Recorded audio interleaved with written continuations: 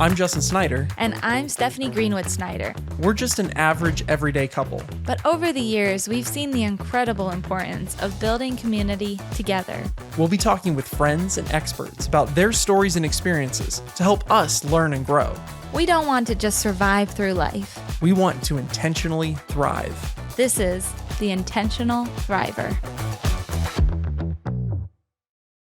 Wow, welcome back. We are so excited to be here with the Washingtons. Hello, Washington. Yes, this is fun because you're literally right up the road. And Yes. we have a cool story and connection because we moved almost identical times, which is like a year ago, right this moment, practically bought our houses just a couple miles away from each other. And you moved from the same state, but still it was a big move and change of scenery and change of friends and all that stuff. And we just got to get to know each other at church, like practically the first day. And our kids are almost the same age. And we're just so thankful that we get to do life with you guys. And something that Justin and I actually separately thought about you guys is that we feel like you both are very intentional in the way that you are strategic in your planning and how you plan your life, your day. Even like I've been there for dinner, like the way that you organize dinner, clean up from dinner. Don't shake your head, Jessica. It's very impressive with two little kids. It's true. Yeah, no, a lot of respect for you guys and like your consistency and your stability. It's almost like you two are like an engineer and a scientist almost, or both scientists. Both engineers. Yeah, that's how they met. So we just want to kick it off by asking you, tell us a little bit about yourselves, your background, and what brought you to the here and now. Sure. Well, thank you. I guess you kind of stole some of the thunder there with your engineering backgrounds that may or may not exist between the both of us.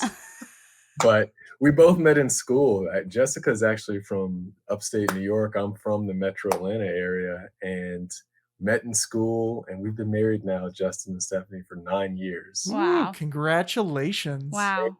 Very good. Yeah, coming up on 9 years. 2 kids now, as you mentioned. 3 and a year 16 and a half. months. 16 months, excuse me. Just 16 months, right? Yeah. Yesterday, 16 months. Yesterday. Wow.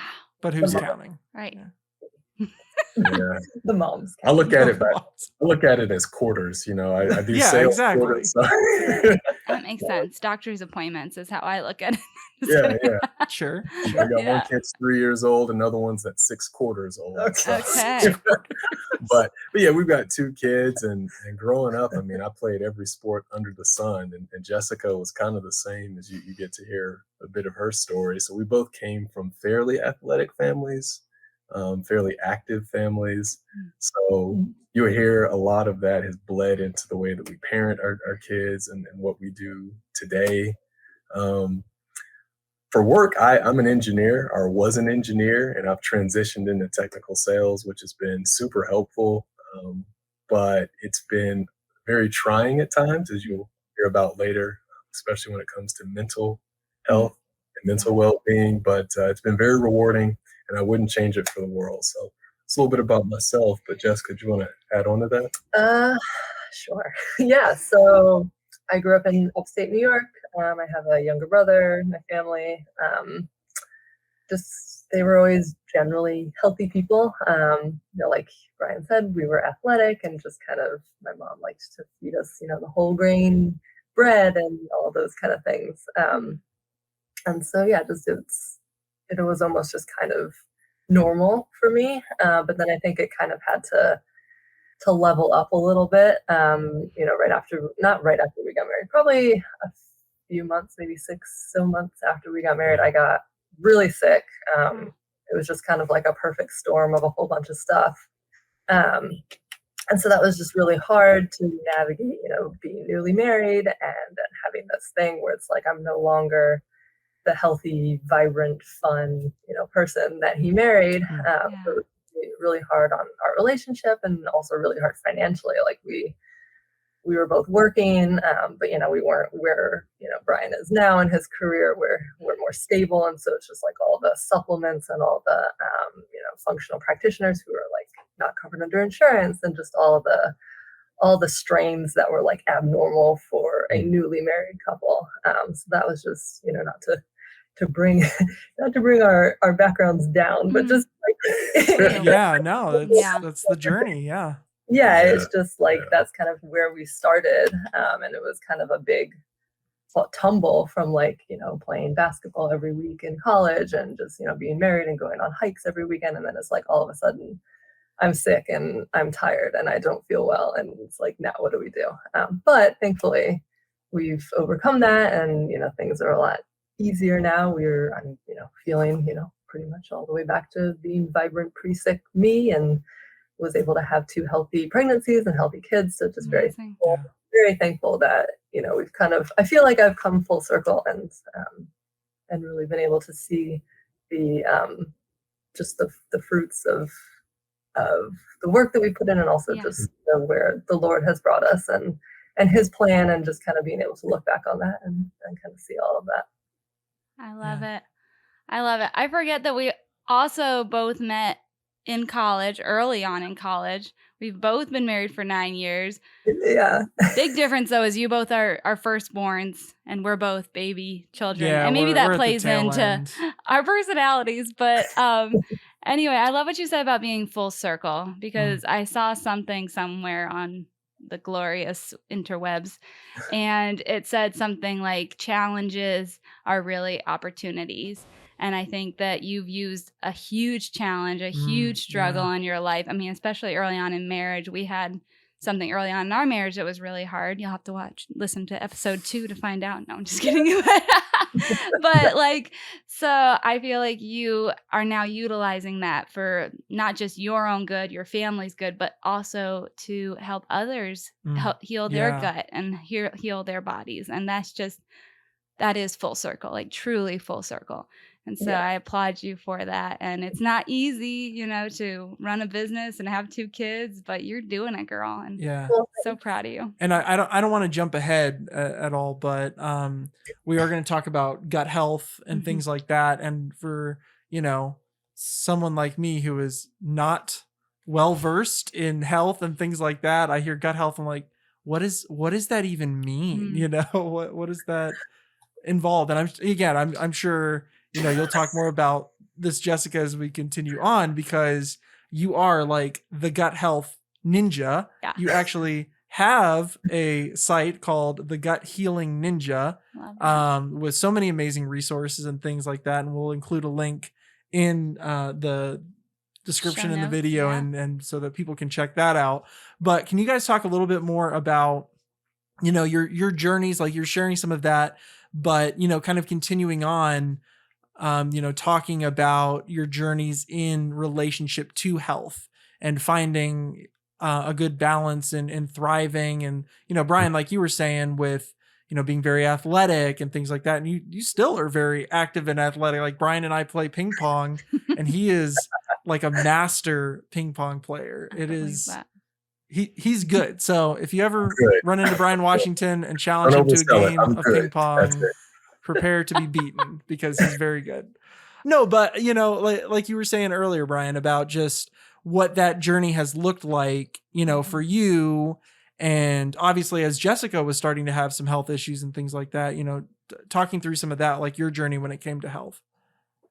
Yeah, I'd say it started out as a kid. My parents, they spent a lot of their pre-parenthood years actually in Europe, in Germany. And so they were exposed to a lot of health practices that were happening over there, that we were just a little bit behind the 8 ball, a little bit behind the curve in. And they brought all of that back to the US when they came, and they had myself and my 3 sisters. So I was exposed to a lot of sports. Tennis also is there, golf.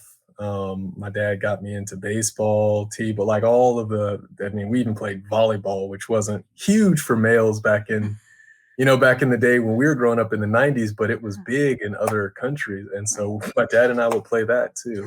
And that really opened my eyes to just the different ways that one can be like physically healthy, just have physical activity, not necessarily going to the gym all the time, not necessarily running marathons, not necessarily working out 5-6 times a week, but truly enjoying what you like. So I learned that early on as a kid, as did my sisters, and it's been helpful, very helpful and impactful to the way that I view health as an adult. So when I got to college, I couldn't play so many sports. I would play a few intramural sports, but I didn't have that consistent, rhythm that I had as a kid. As seasons came around, you knew it was time for soccer season, or you knew it was time for basketball season. But in college, I really picked up running. I'm not talking marathon running, just like 3 to 4 miles a couple of times a week with a buddy who introduced me to the love of running that he had. Yeah. So that was a lot of fun. And that woke me up to there are other ways to get out and get active and stay involved. And you also, in college, need to really be careful with what you eat, because all of a sudden you've got kind of like an unlimited budget. You've got a food plan, and you've got a food court that has anything you could want as an 18-year-old. Yeah. Ice cream at 9:30 in the evening, sure. Cookies for breakfast, no problem. So I had to really learn how to watch what I ate, be careful what I ate, and develop a little bit of consistency in the way that I did my exercise, the way that I ate, and that carries into other parts of health as well. Emotional health, mental health, psychological health, spiritual health, physical health. It all applies, and having consistency and restraint, but also joy in what you're doing and how you're doing it. So that's been my journey with health. I haven't had it as difficult as my wife has, but I think I've learned from maybe looking at the other side of the spectrum of health. Yeah. Do you feel, because you made those choices, like, oh man, I missed out on the college experience, or oh man, if I could go back, I don't feel like I got to live my fullest life because I did practice more, restraint and discipline in that? It's a great question. Now, that's a great question.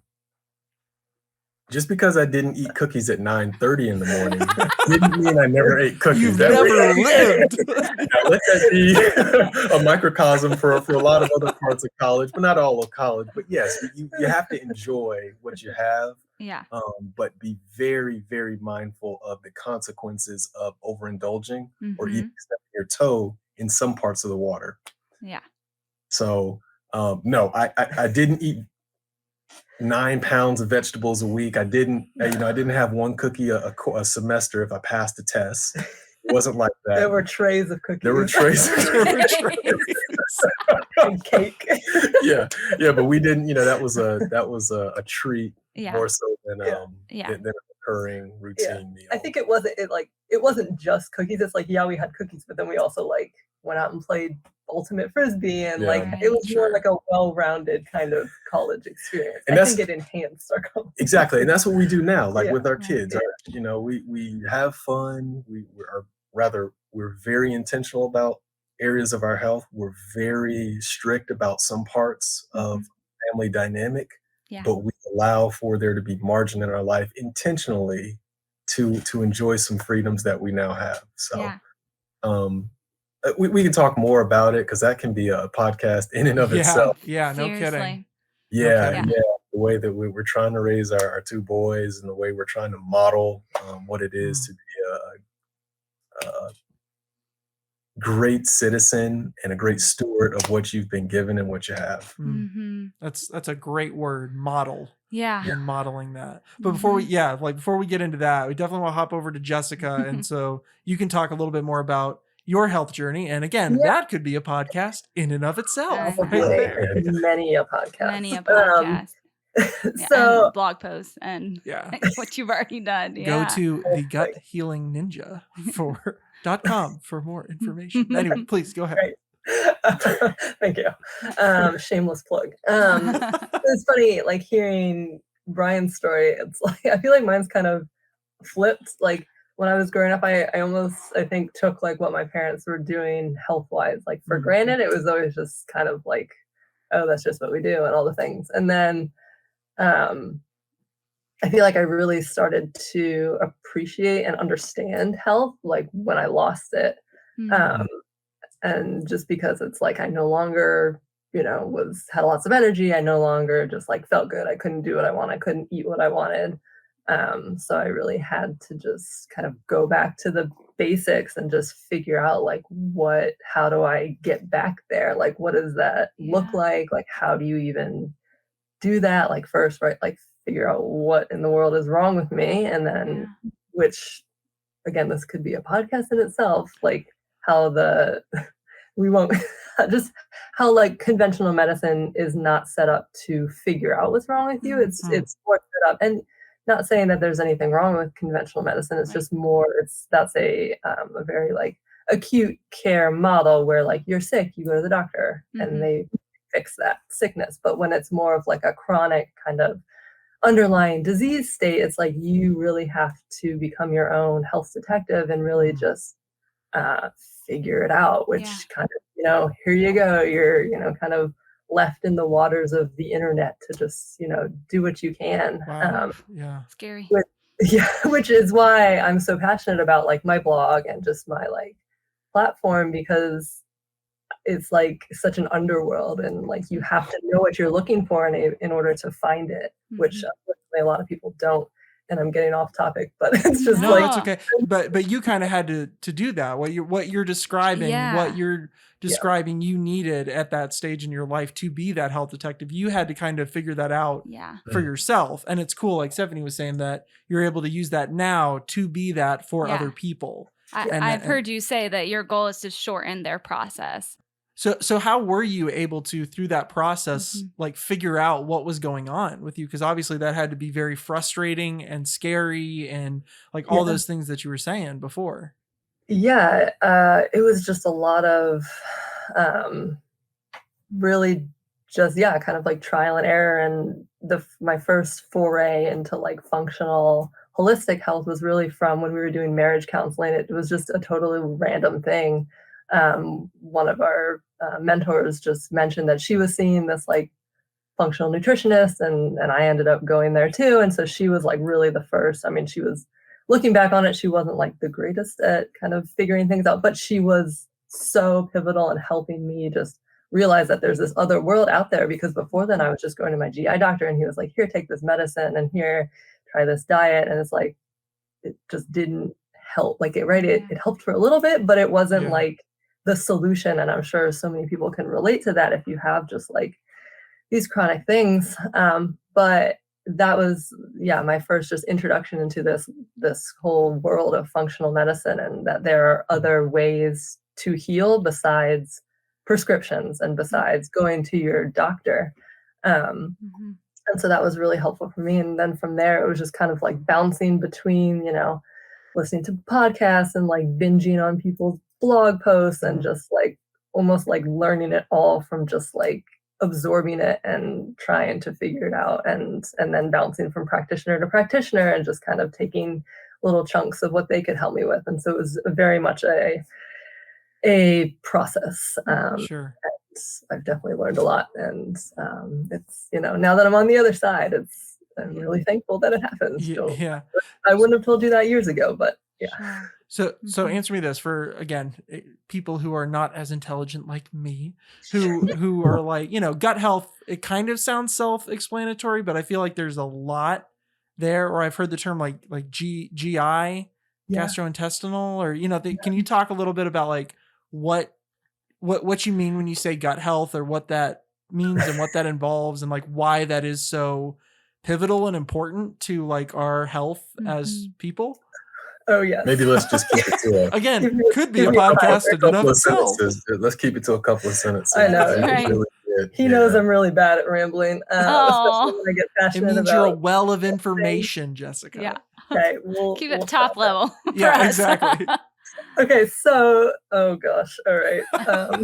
This is a lot of pressure. So your gut, right? That's like your stomach, your intestines, your pretty much everywhere where you absorb nutrients, calories, everything that runs your body is essentially absorbed and assimilated through your gut. So just high level, if things aren't working well, if you don't have enough stomach acid to chemically digest your food, if your intestines are, moving too fast, you're not going to absorb your nutrients properly. Like there's just so many places where it can go wrong. Sure. And then that can trickle into just, you're like, well, I'm eating a good diet. I'm eating enough food. Why am I tired? Why am I not sleeping well? Why am I stressed out? Why am I feeling all these things? Well, it's because, yes, you're eating well, but it's like you're not able to use, your body's not able to use all of that properly. And we'll leave it at that one. Okay, yeah. Intriguing. which obviously there's a lot more so much there and involved, and like the symptoms, because I'm sure symptoms could look like you mentioned, tired or can't sleep or things like that. I love stress because I think that people want to identify it as mental health or vice versa, go to physical health, but we need mental health. Like they're so entwined. Physical health and mental health, and honestly, I think spiritual health are all, like you were saying earlier, Brian, are just so closely connected and so interwoven together. And we're going to talk about mental health in the next episode, actually, and obviously how important that is. But again, with the physical health and stuff like that, how has your guys' view of health kind of changed over the years? How has that kind of morphed, especially as a couple, and as you guys are obviously like team partners in all of this, from your past, Brian, and then Jessica, from your journey, how have you guys kind of landed on what your view of health is for you guys, and then modeling that for what you want to do with your family and your kids? Sure. So I'll kind of cover it for me selfishly first, and that is from purely the financial perspective. Yeah, no, that's good. That's valid. So I realized that, staying healthy is a very savvy financial move, as essentially you're doing free or very close to free preventative maintenance on yourself. That's good. To avoid or at least defer medical challenges in the future. Yeah. So good. No, that's a great point. Yeah, so I see it as a very solid, as much as people like to look at some financial experts out there on the internet. I won't name them here, but we all know a few of them.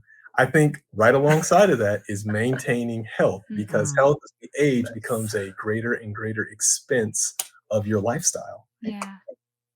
So wow, good. that's a great point. And I don't feel like a lot of people actually talk about that. Yep. I'll stop there. Jessica? I don't even think I can follow that. No, I think that's a really cool perspective. I feel like we've kind of touched on this a little bit, but just like I've realized how important it is, and I don't think if I wouldn't have gone through what I went through, I wouldn't have the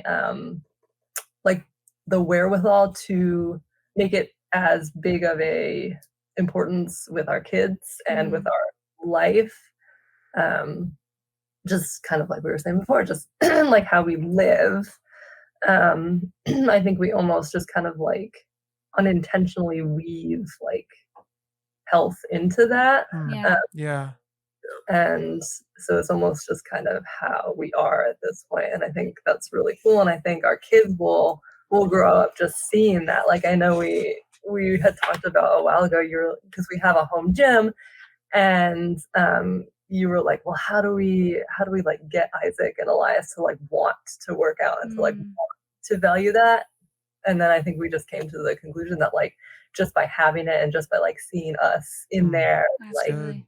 and that goes to like the same lines of like eating, just like how they see us eat and how they see us, just kind of interact with each other. Because like relationship health is another area we can go into, but I think just kind of modeling it and just kind of being on the same page with how important it is to us.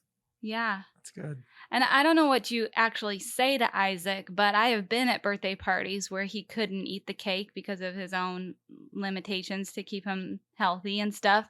And I don't think I've ever seen a 3-year-old be okay to not eat cake. Like, so I'm really impressed with that, because I think you guys don't make it obviously any kind of discipline that you can't eat that, or but disadvantage or anything. You always navigate it to a positive. I mean, I remember seeing Brian being like, well, look at these apples and look at these yummy fruit, and like, I think that that's really important, that sometimes as parents we think, oh, a 3-year-old has to eat birthday cake at a birthday, or has to. And it's like, no, they don't, and if you set them up to succeed, then it is possible. And I'm not saying I do that, even though I could, but I do really admire that about you guys. Do you have any like tips or tricks for how you do that with Isaac? I think Isaac deserves a lot of credit there too. Like, he's very mature and just has a lot of like self-control, and I think understanding, and is just very flexible with that kind of stuff. It's pretty amazing for a 3-year-old. Yeah. He is a very impressive 3-year-old. Yeah. But yeah, I just think kind of when we have dessert or whatever we're doing at home, not that like dessert is bad, right? Sure. Dessert is cool.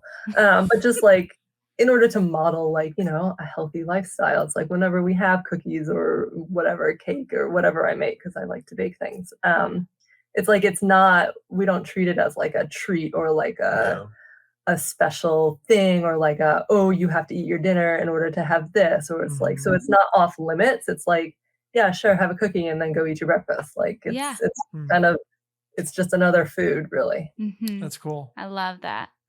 And I think that is really helpful, because Justin and I have a opposite experience with food. Not that our parents were unhealthy or anything. No, I don't want to put them down. But when we got married, oh man. and I don't even think it was about food. I think honestly there was like an underlying element of no limits. Yeah, exactly. Freedom. Where you feel more limited and constrained, and then once you're kind of on your own, you feel that freedom, and so it's like woohoo, know, and so you maybe abuse that a little bit to a certain extent, as opposed to, again, kind of staying balanced, staying consistent, and finding that, as opposed, it's almost like paddling a canoe. If you paddle too hard on one side, you're going to veer off, and then you got to paddle really hard on the other side and bring it back, and you just kind of weave back and forth, as opposed to like a little on one side, a little on the other side, and trying to stay as like consistent and straight as possible. Yeah. And I think, like for me, again, I think physical health is very tied to mental health and things like that. Like for me, food is a big coping mechanism for me. And there can be some wonderful aspects of that. Like food is amazing. Food is incredible. Food is an excellent, amazing tool that obviously we need to fuel our bodies.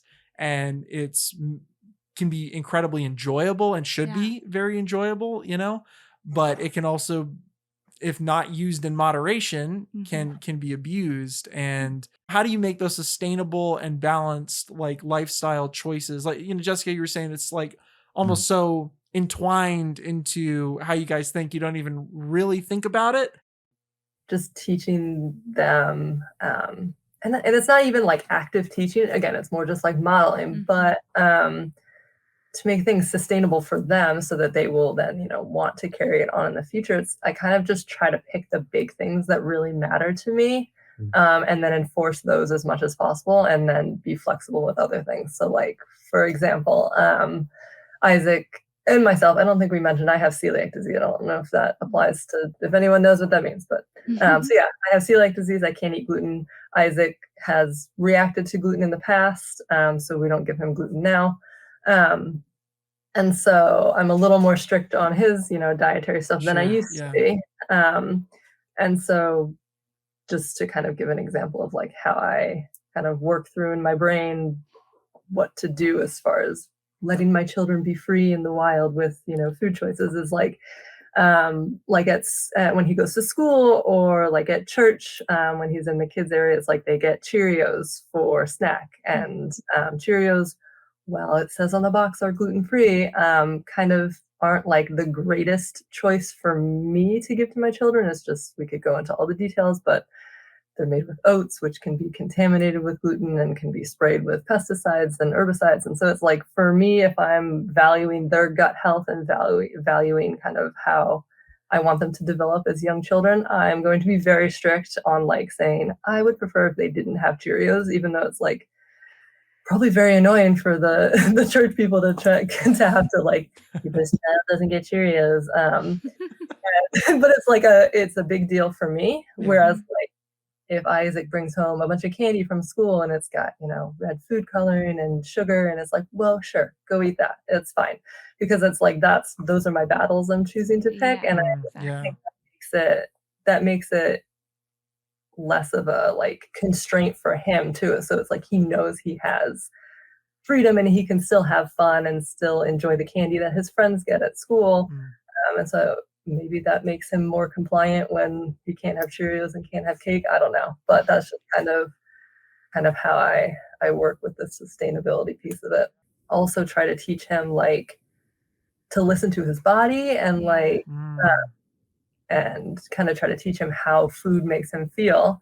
Another semi-comical example, we made him a birthday cake for his 3rd birthday, and he was like so ridiculously excited to eat it. And so he like didn't eat any of his dinner because it's like, I just want my cake. So we're like, cool, go have your cake. And then he starts eating it and wants a second piece. And then all of a sudden he's like, guys, I don't feel good. Yeah. And I'm like, Isaac, it's because you ate a lot of sugar. That cake has a lot of sugar and you didn't eat your dinner. And so that was like a very teachable moment. And after that cake, I like gave him a little like Slim Jim beef jerky stick. And I was like, here, this will make you feel better because it has protein in it and it will help, like balance the sugar rush. And so now whenever he like has candy or sweets or whatever, he's like, this has sugar in it. And I'm like, he remembers. And I'm like, and it's okay to eat it in moderation, but just make sure that's not the only thing you eat. So it's just like kind of weaving in teachable moments into just like everyday life and just like helping him gain the skills to like listen to his body and know how that makes him feel and things like that. So that's just a little insight into my mom brain on that one. I love that. That's so important because our kids, kind of like your kids, we have a boy who is a very, very solid boy, kind of like your oldest. And then for us, we have a girl who's rather petite. She, loves eating carrots, she loves cookies too, but she actually kind of chooses more of the healthier side of things. She loves berries, fruits, and all that stuff. And she's very aware of her body. Like when she is done, she is done. And sometimes I look at her and I'm like, and then my son, he's 2 years younger than her and will eat 2-3 times as much as her. Nonstop. And then a bottle of milk. Like at dinner, eat twice as much as her. It is impressive. And then still want a snack. And then like he just goes and goes and goes. So I think it's going to be interesting in trying to understand that dynamic with him because Alexandria does put such good limitations on herself. And we've had to become okay to trust her, I follow some Instagram people that have really helped me understand that, like, okay, if my child does eat 3 pieces of chicken and a little bit of vegetables, like that's a win. And if she's done, I don't need to force her to eat more. Because my parents didn't force us to eat everything on our plate, even though I do now. But like, I know that there are a lot of people that will say, eat everything on your plate. Yeah. And I've come to really respect her boundaries of when she's done, she's done. And then if she does get hungry a couple hours later, having healthy options for her to readily get. Yeah. And I think that that's been really, almost, I wish I could say I went into that more purposefully. But I definitely appreciate it. Yeah, well, I think that's a good point about being intentional about when you're food planning and like what snacks to buy. And being realistic about that. It's like, okay, I need a snack. Oh man, we're running around. what's in the pantry. Okay, let's grab a bag of chips because it's there and it's easy and it's available, as opposed to like, okay, cool. Well, what are some good healthy, like an apple or some carrots or some grapes, bananas. Oh my goodness. Which are still a little high in sugar. So it's good to balance that Which off. Brennan does really well. Well, Brennan eats bananas a very particular way.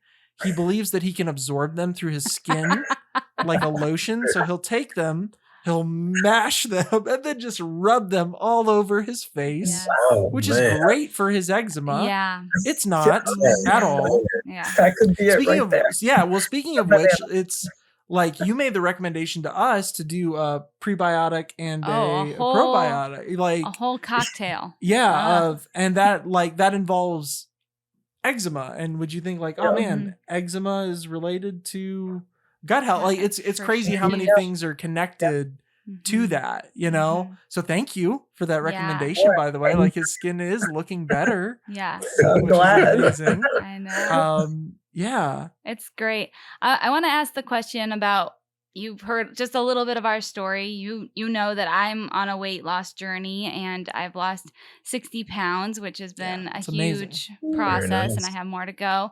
But what is something that you would tell someone who maybe, I did that because of my energy levels, the way I looked. It wasn't necessarily like your story where it was like, I need to do this for my own, like, to function.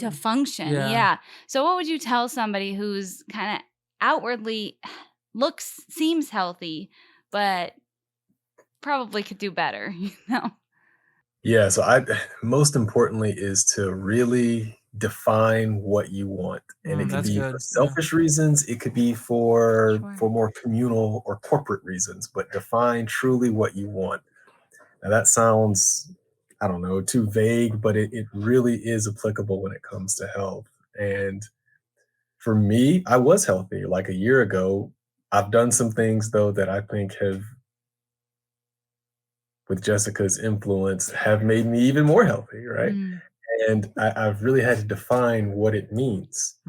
I'm in my 30s now. I'm not the young whippersnapper I once was a decade ago. An old man, Brian. Yeah. Take me out to the pasture here when I come up for my birthday. But I had to define. And I say, Jessica, this is what I think I want to do. Like 6 months from now, 2 quarters from now, for those of you in sales, a year from now, this is what I think I want, even though I'm outwardly pretty healthy. We had some things that, I'll just tell you that we tested for, like mineral counts. Yeah. Not sure if you've looked into that, but that's very important. Yeah. When it comes to being able to deal with health, being able to deal with improving your sleep, improving your mental acuity, sharpness, right? If you don't have enough minerals or the right levels of those minerals, even though you can be in great physical shape, you can marathon in 2 hours, you can lift 400 pounds, you can pick a car up off of a kid. If you don't have the mineral count correctly, you can actually have a whole host of issues that are underlying that will rear their ugly heads. Really? Wow. Yeah. In early life and in later life as well. Yeah. Them now. So I had started testing some minerals, and we're doing something where I'm on we call it a mineral supplement plan, or you're taking some I'm taking minerals, but are very specific to what I need, not just a general multivitamin. Sure. So eliminating things and that eliminating were inhibiting your body's ability to store and use minerals. Yeah. For a more technical. Have you noticed a difference in? I have. Wow. Especially in the way that I deal with external stressors. Really? What a great segue. Can you tell us more about that? I mean, what can I say? That I am in technical sales, right? And technical sales is stressful at times. You have high highs and you have low lows. And the one who does well in it is able to manage both. And it's important to manage both. Yeah. And you have to have not coping mechanisms, but you must have ways to address them consistently. Yeah. So one thing that I do is I avoid trends. That trends in health to me can be very whipsaw, and it's not good for you as a human. mentally, physically, emotionally, it's not good to have such highs and lows. Your Yeah. sales numbers go high and low, but you need to stay even keel. I love that. Yep. So I kind of avoid trends. I keep my routines simple. Mm. Um, having a lot in your day-to-day routine can be stressful in and of itself, even if you accomplish everything that you have on your agenda for the day. Mm. So I try to keep 3 to 4 things as most important, and everything else I deal with when I have margin to do it. Wow. And I'm okay to deal with that. If I lay my head on my pillow at night and say I didn't deal with those lesser important things, I'm okay with that. Yeah. That looks different for every single person on this call, every single person that's listening, but you have to be really clear and define what is most important and what is of less importance. If everything's important, nothing's important. Yep. Mm-hmm. Yeah. How do now I'm like super interested. How do you identify those? Do you work with Jessica, or are we talking mostly at work? What's your process? I do it for myself at first. Okay. Like the first step is I look at it for my own good, for my own mental health. Not that I only do it for me, but it's a good first step. I agree. Mm-hmm. And then I see how my personal preferences affect the family. Mm. Right? And then that's when I bring in Jessica and I say, Jessica, I'm thinking this is in third place. Is it third place for you too? Wow. I love that. That is so That's good. what we do. That's so good. Yeah. That's how we do it in the household. Just end the call now. I know. Well, good night, folks. No, I do love that, because you taking care of yourself is taking care of Jessica, is taking care of your boys, you know? Yeah. And so if you can be that, and I'm not saying just you as the man, Jessica, if anybody can be a rock in that way, stable, like how much does that serve your spouse? So much does that serve your kids? They're not seeing, oh, daddy's, in a bad place right now. That's good. Let's walk on eggshells. Like, they don't have to be that. They're going to always be safe, that daddy's safe, And so I applaud you for that. And I think it's really cool that we've known you for less than a year. We're coming up on our friends anniversary, which is awesome. But that's so evident in you guys, that you are intentional and that you are consistent. And we just really, really do admire that about you guys. Yeah, so for sure. Jessica, question for you. So I'm like thinking, for someone like me who's like, I don't really know a lot about gut health. I don't really have like a good like health plan. Like I try to stay active, but I don't run by any means. Like Brian, you have to teach me how you like started to love running, because every time I try to run, I'm like, kill me now. This is the worst thing ever. So I guess it's just breaking through that initial, I don't want to do this. But you do it for 2 weeks. 2 weeks. Wow. You gotta grit your teeth and get through it for 2 weeks. After that, you'll say, I can do this. It's like a part of my weekly schedule. What? You were asking a question. Sorry. Yes. Sorry, I got sidetracked. I will say maybe Brian 2 weeks, maybe us 2 months. 2 months. Maybe a couple years. We'll see how it goes. No, but Jessica, for someone who like is just so overwhelmed, or they're just confused and they're frustrated, like, in a position like you were when you were trying to figure out what was going on with your health and things like that. Like, what's at least a first step? Obviously, the guthealingninja.com is a great resource for people. And I mean, again, correct me if I'm wrong, but part of like your journey, and like you offer a service, right? Where you virtually talk with people, help them with their, like, assess where they're at. You're actually like a scientist, like you can actually do tests and things like can you talk a little bit about that? Because that's very interesting to me, like how someone anywhere in the world could start that journey, could start that process. Yeah. And I think I'll take it like the very basics, and then we can talk about the testing and all that cool fancy stuff. But like what I tell clients, and like what the most important thing is, like kind of like what Stephanie was saying, it's just like, what matters to you? How do you want to feel? And then we'll figure out how to get there.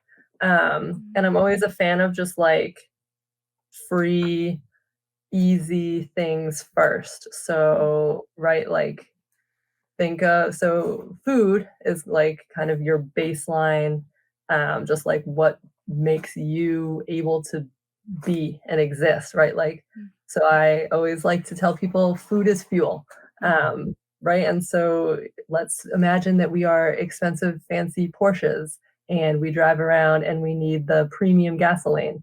Well, it's kind of the same thing when you look at like your diet and what you're eating. It's like if you put McDonald's and like sheet cakes in your expensive fancy Porsche all the time, you know, it'll run fine for a little bit. But that, you know, kind of regular gasoline is not enough to sustain that high-end engine.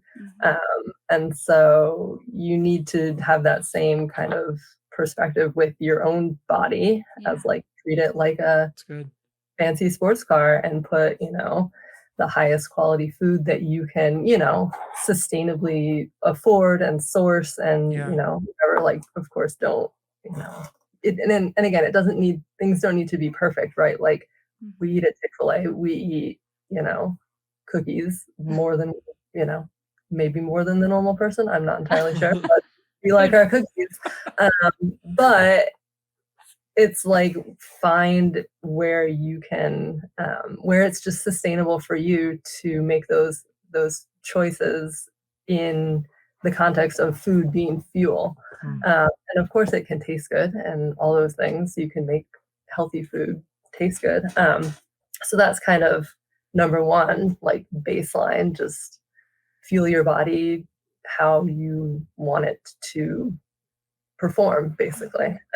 And then another really important thing that kind of we've touched on a little bit is just like stress management is way more critical to your health and yes, your gut health very specifically than we probably think it is. So, and we can't avoid stress, right? Like that's, I feel like what a lot of people think of when they think of stress management is like, okay, how do I avoid all stress?